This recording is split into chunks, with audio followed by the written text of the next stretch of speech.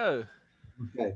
Um, um, Zion the Chet. yeah. Zion? So check Zain Ches, yeah. Yeah, okay. Yeah. If a person consecrates his vineyard before the Oliet were recognizable, the Oliet do not belong to the poor. After the Oliet in it were recognizable, the Oliet belonged to the poor. Rabbi Yossi says they give the profit of growth to the temple treasury, which was Shicha in the Aris. Whatever he cannot reach when extending his hand and the Rogliov after he passed it. Right. So the difference between vines on a trellis and vines on the ground. Um, how far do you have to go past it? Right. From when is everyone permitted to take lechet? After the namashat has gone. In the case of Peret and Oliod, after the poor have gone in the vineyard and have come. At the Namashot, we said were the old people who walk very slowly, and so they're usually picking up the last gleanings. And if anything's left afterwards, then they're fair game for anyone else.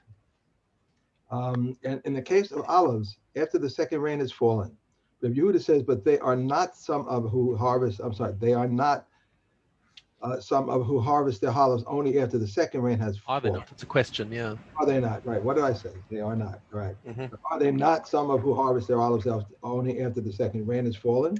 Rather, after the poor man goes out and does not bring back four is his worth. They are trusted concerning Leked, Shikha, and Peah in their season, and concerning Misa Ani during this entire year. And the son of a Levite is always trusted. They are not trusted only concerning things that people are accustomed to give them. Okay. So now this Mishnah now leads into what we are talking about before, because just to remind us, the Amiya Arets, we say they're not believed when they tell us that they've taken Masers and Maser Rishon and Shumas Maser. Okay, so um, when they come and tell us that this is Maser Ani, or this is other Matanas La'aniyim, then we do believe them. But it's only when it contextually makes sense to believe them, and that's what Mishnah Gimel goes into. Nemanim al hachitim. We believe them when they're coming to us with wheat to say that this is Peah or something like that. But nemanim al kemach. But we don't believe them when they tell us that it's flour that was given to them as Maser Ani. So in other words, that the Balabayas took his wheat and instead of taking Maser Ani from the wheat, he ground it first and then gave it from flour. We don't believe that. However, velo ala pas, and also not on bread, or that he took his maser from a baked loaf of bread. That's very uncommon. However, if the taina of the ani is that he personally took the wheat and turned it into flour or bread, then that's actually then we believe his taina over there. Okay, so because that still fits in with the story. What we don't believe is where he claims that the Balabayas gave him the maser ani in the form of flour or bread. Okay. Nemanim al haseora shel ores. We believe them on the if he says he got basically coarse rice which is still in its husk. But ein nemanim alav bein chai bein mevushal. But we don't believe him when he presents sifted rice, um, whether it's cooked or raw. Okay, because again, that's not a normal thing for the balabais to separate to sift the whole thing and only then separate out the No. maseroni. Nemanim al hapol ve'ein nemanim al agrisim. We believe him on the beans, but we don't believe him on the grisin, which is basically the ground beans. Lo chaim v'lo mevushalim, whether it's raw or cooked. Nemanim al shemen. However, in terms of processed foods, we do have an exception for oil, because that's a lot more of a common thing, because the balabais has got a huge pile of olives. It's going to say, okay, I could just separate out the maser ani from my produce over here in terms from the olives and give it to the onion like that, and that is in fact believed to do that. However, you might look at this and say, what the onion going to do with the whole big pile of olives? Ultimately, they want to turn it into oil, and I've got the equipment to turn it into oil. So let me do that for them. So we do actually trust the ani when he says that the balabais gave him maser ani of oil. Lema shel maser anihu.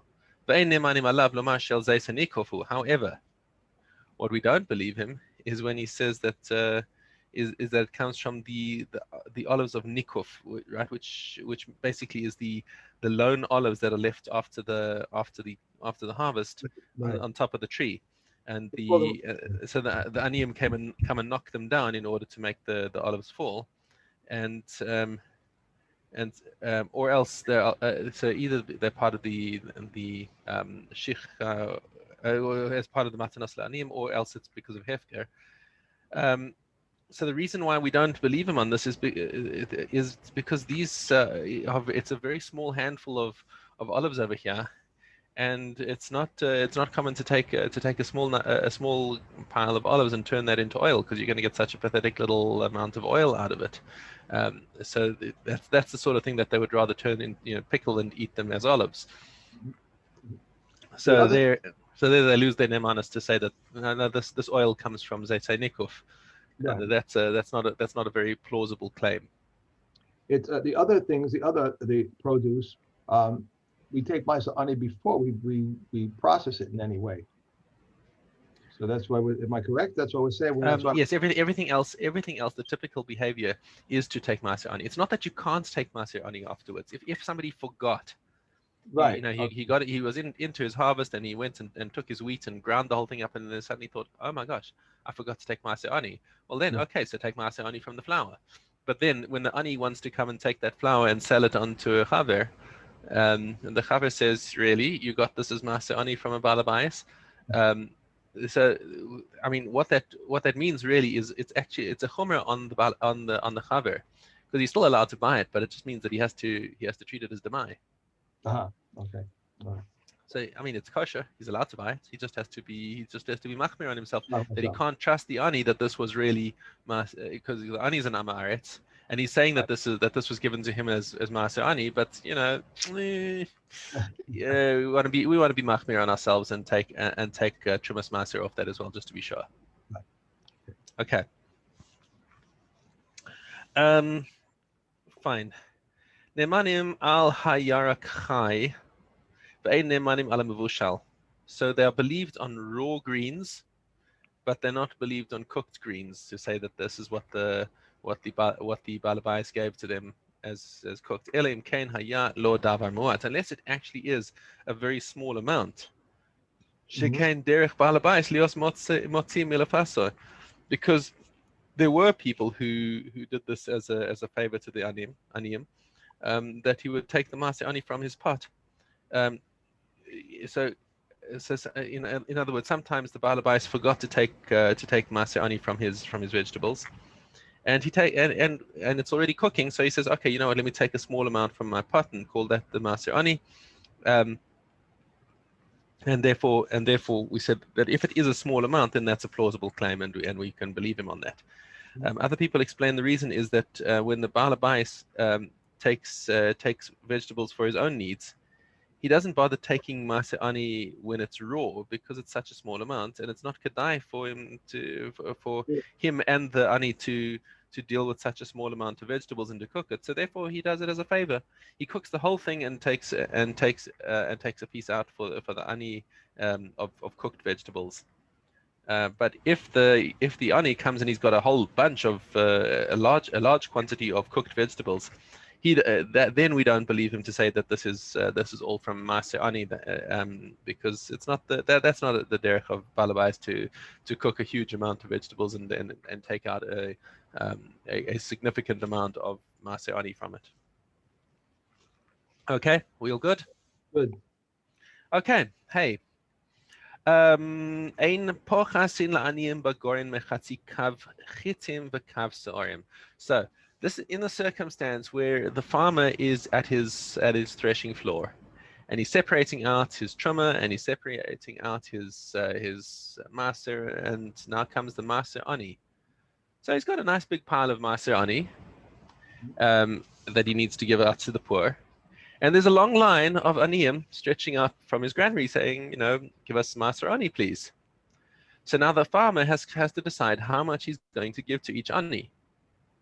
So he could say, well, I mean, there are a lot of aniyim over here. Let me just give everyone a little bit and die, I want to give to as many people as possible. But what the Mishna is saying now is that No, you can't turn away the aniyim with an with a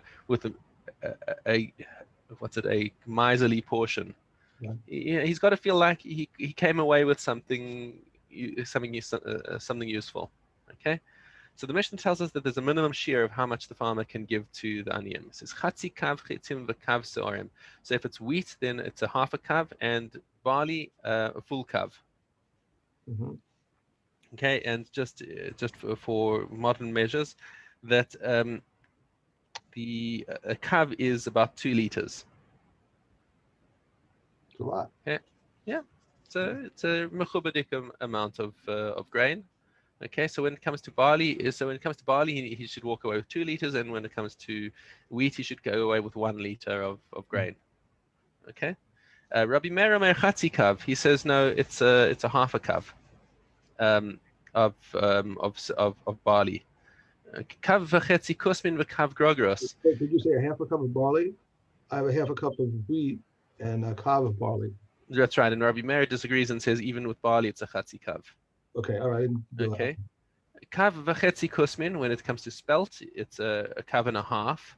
The kav grogeros and dried figs should be also a kav, or mane devela, or a mane of fig cake, which is about 400 grams according to Kahati.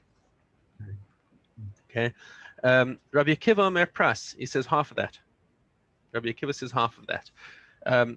What they're trying to do, by the way, it seems like kulas and chumras. It's not kulas and chumras, because in either direction you're trying to find a balance, because you've got this long line of aniyim outside, and you've only got a certain amount of maaser ani. So you've got the two conflicting things. One, you want to give to as many people as possible, and two, you don't want to make people feel that they've wasted their time. Yeah. So they're trying to find this balance in between them of making sure that everyone at least gets a mechubadik portion, and once he reaches the end, sorry, we ran out.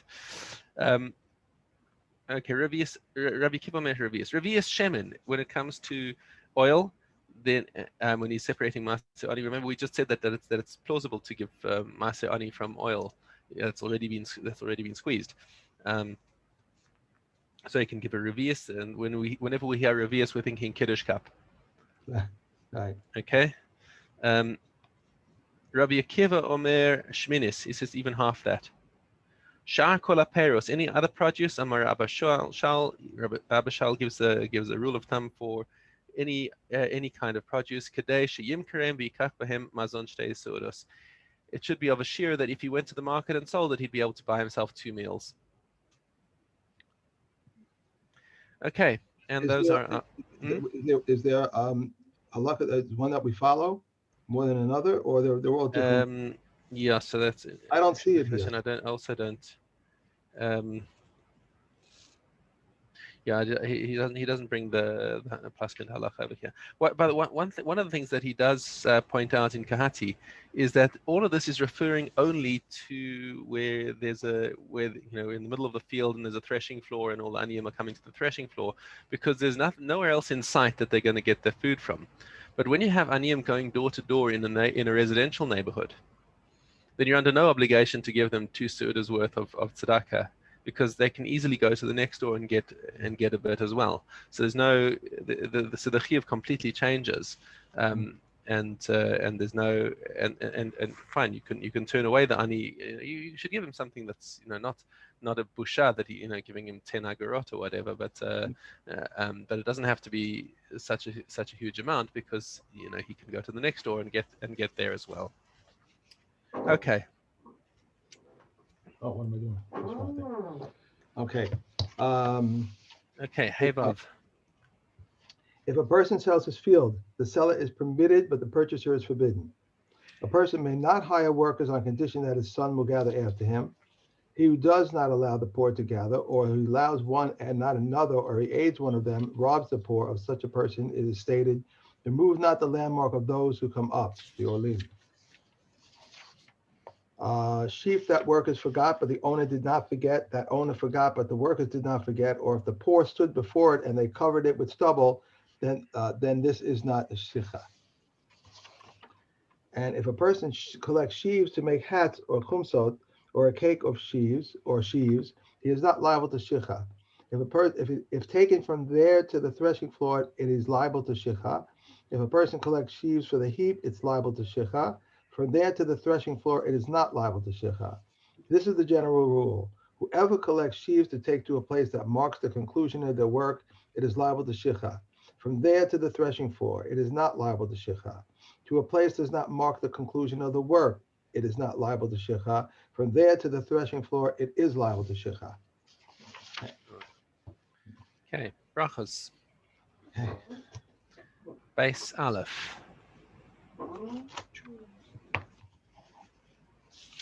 Someone was reading the Torah, and the time of the recital arrived. If he set his heart to it, he discharged his obligation, and if not, he has not discharged his obligation. It's like he's reading Parshas Veschanan and he looks and says, "Oh, look, it's time for Kriyas Shema. So let me read Shema Israel and while I'm learning the parsha, and I'll also be yotzei my obligation." So he has to have specific kavanah to do it. Between the paragraphs, he asks out of respect and answers, and in the middle, he asks out of fear and answers. These are the words of Reb Meir. And Reb Yehuda says, in the middle, he may greet on account of fear, and he may return the greeting out of respect. In the breaks, he may greet out of respect and return the greeting of anyone. And we follow the halacha according to Rabbi Yehuda there.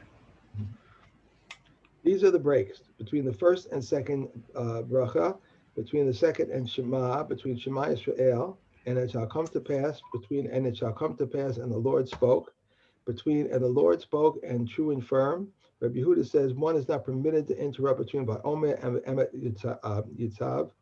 Rabbi Yeshua Korcha said, why does Shema precede Vahaya? So that one should first accept upon himself the yoke of the kingdom of heaven, and afterwards take upon himself to observe mitzvah. Why does Vahaya come before Vayomer? Because Vahaya has application both by day and night. Vayomer is only applicable to the daytime. Because it's mostly talking about tzitzis. Tzitzis, right. Okay. No, carry on one more. Correct. Really? Gimel, yeah, we've only done two. Oh, I'm sorry, that's unusual for me. Okay. Mm-hmm. The Shammai said the renunciation. Oh, wait, hold on. No, we're in base Gimel here. Yeah, I know. I went back.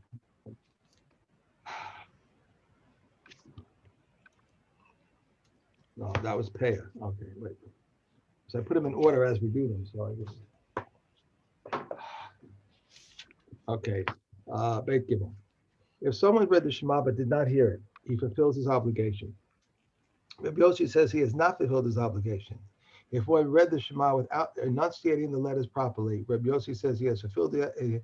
Rabbi Yehuda says he has not fulfilled his obligation.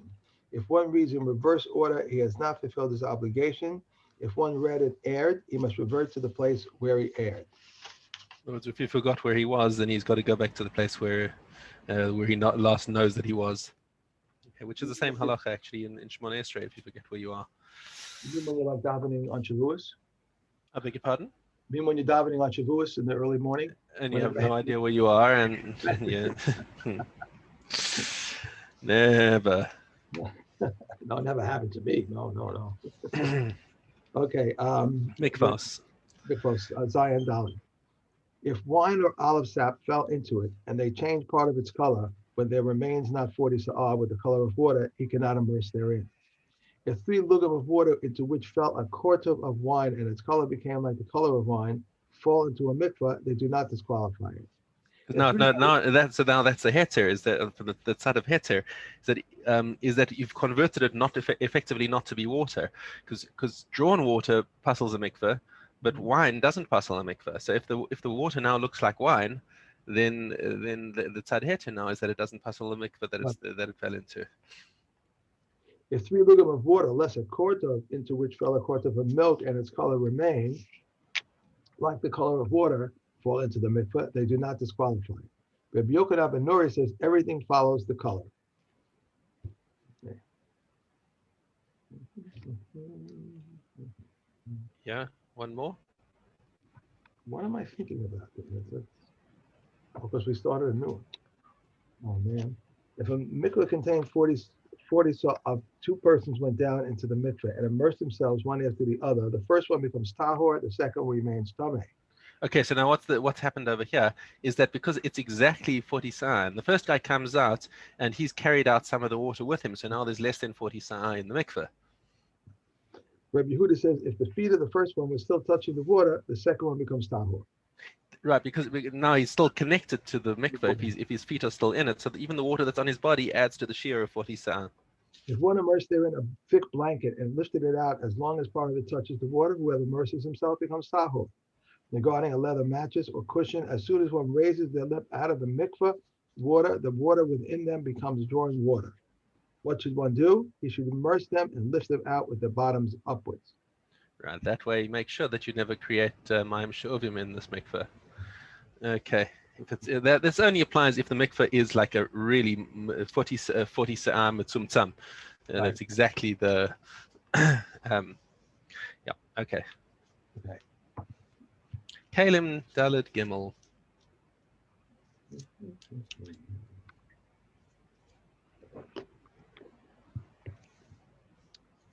Which damaged utensils is a gastera? Any utensils whose handles have been removed. If it had protrusions jutting out, any protrusions that contain olive transmits tumor via contact. The opposite area transmits tumor via airspace. Any protrusion that cannot contain olives transmits tumor via contact, but opposite that area does not transmit tumor via airspace. If it was resting on its side like a kadara, and any protrusion that contains olives can transmit tumor via contact, and opposite that area transmits tumor via airspace. Any protrusion that cannot contain olives transmits tumor via contact, but opposite that area does not transmit tumor via airspace. The bottoms of Kirfan utensils and the bottoms of Sidonian cups, even when they cannot stand without support, are tameh, since it's how they are initially made. Okay, do you have any pictures of those? I have the pictures here. Over here, let me see. It starts over here. This is a gestara. A gestera is just any kind of shard that breaks off a broken kli, a broken kli cheres. So I'm interested to know the carpios and the kosim sidonium. What do they look like? Okay, so this is a barrel fragment shaped like a kadara. It's on the bottom over here. Right. And right. Okay. So it's like half of the amphora, and it's it's now shaped like a barrel. So it can contain things when it's lying down, even though. I'm sorry. Go ahead. Even though they need support. And this is barrel with protrusions. This is the according to the Rambam. Yeah. Okay. Here we go. The one on that page. Yeah. I think right. So those protrusions make it difficult for it to stay to lie on its side unsupported. It says lekach nasu mitchilasan, that they were intended to sit inside some sort of support. So it's not like this is a lacking in the kli, because when the kli was made, it was originally made to be put inside a stand or something like that. So that's why it is actually still considered a kli. Because in general, if a kli cannot rest unsupported without spilling its contents, we don't consider it a kli. Right. And this one I'm going to start right now is the earthenware utensils with three. Can you see it? Ah, yes, with the three lips. Right. Okay. So an earthenware utensil that has three rims. If the inner one is higher, everything is tahor. If the outer one is higher, everything is tameh. If the middle one is higher, then everything from it and inward is tameh, while everything from it and outward is tahor. If they were made even, Rabbi Yehuda says we divide the middle receptacle, but the comments say everything is tahor. So these are the utensils with three different rims. I don't know if you'll be able to see. Different sizes, right? Right. So basically, the airspace is encompassed inside them. So if dead chariots comes inside that room, then everything inside it becomes tameh, because it's all part of that key. Okay, carry on. Okay. Everything is tahor. Okay. So the next one. From which point do earthenware utensils contract tumah from when they are fired in the kiln, and this is the completion of the manufacture. And so while it's still unbaked clay, it's not susceptible to tumor at all. Right. Right. Yeah. Right. One more. Yes. Yes. An oven. This is an earthenware oven over here. Mhm. An earthenware oven. Its beginning is four hand breadth, and its remnants are 4 hand breadths. These are the words of Rav Meah. But the comments say, when do these words apply? In the case of a large oven, but in the case of a small oven, its beginning is the smallest amount, and the remnants are the majority of it. The above applies from the time of its manufacture. Is complete. What is considered completion of this manufacture? For when one heats it enough to bake sponge cakes in it. Maybe Yehuda says when one heats a new oven enough to bake sponge cake in an old oven. Okay. All right. Right. That's even smaller shear for Rabbi Yehuda, but that is not the halakha. Okay. Okay. Okay. Gimel Chet. Yeah. One may not dig a hole under the public domain, pitches, ditches, or vaults. Reb Eliezer permits it if it is strong enough for a wagon loaded with stones to ride over it. One may not extend protrusions or ledges onto the public domain. However, if he wishes, he may recess his wall inside his own property and extend them. If he bought a courtyard in which there are protrusions or ledges, they retain their status. One who sells a house has not sold one who sells a house has not sold the annex, even though it opens into it, nor the room which is to the rear of the house, nor the roof which has its proper and 10 tefachim high. Rabbi Yehuda says if it has a doorway, even if it has not, if it is not 10 tefachim high, it is not included in the sale. He has not sold the pit nor the cistern, even if he wrote in the contract the depth and the height. He must buy back for himself a right of way. These are the words of Rabbi Akiva. The sages, however, say he need not buy back a right of way, and Rabbi Akiva agrees that when he said to him, except for these, he need not buy back for himself a right of way. If he sold them to another, Rabbi Akiva says he need not buy a right of way, and the comment, however, say he must buy a right of way. Okay. One more? That's it. No, that's it. And Shekalim.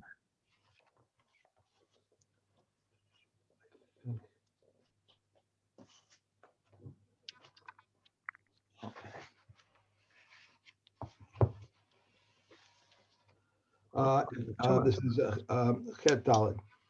If a curtain has been contaminated through contract with a secondary tumah, they immerse it within the temple complex, and they may bring it in immediately. If it was contaminated through contact with a primary tumah, they immerse it outside the temple complex, and they spread it out to dry in the chel. If it was a new curtain, they would spread it out upon the roof of the portico so that the people may see the handicraft, for it was beautiful. Reb Shimon Gamliel says in the name of Reb Shimon, son of the Kohen Gadol, the curtain was 1 handbreadth thick, woven upon 72 threads, each thread composed of 24 filaments, 40 cubits long and 20 cubits wide, and made of 2 times 10,000. They would make 2 new curtains every year, and 300 Kohanim would immerse it. That's, I think, a bit of a guzma over there, but it was huge, so. And it was, yeah. Right. Oh, we said that last time, that they use that number, like, 300, like it's a big thing. That's what you need to know. Mm-hmm. Meat of the most holy offerings which became contaminated, whether through contract with a primary tumah or a secondary tumah, whether inside or outside the temple courtyard. But Shammai says everything should be burnt inside the courtyard except that which was contaminated by a primary tumah outside. And Beis Hillel says everything should be burned outside except that which was contaminated by a secondary tumah inside. Right. So that's the end of our Mishnahs for the day. But it's nice to come over these Mishnahs again when we're talking about Tumah, when we're talking about an Abba Tumah and a Vlada Tumah. Now that we've done the whole Seder Taros, we know what we're talking about, yeah. And the considerations are that once something has become Tameh, with the serious Tumah, it's much more difficult to bring it inside the Mikdash. We'll be finished with Shkolim tomorrow. We'll be finished with Shkolim. So we're going on to. I'm sorry, say that again? We're finished with Shkolim tomorrow. So we're going on to. Oh, yeah. Okay, yeah. So after Shkolim is Yoma. Okay. Thank you very much. Thank you indeed. Thank you. Have a great day. You too. Well. Have a great day. Bye. Thank you. Okay. Bye.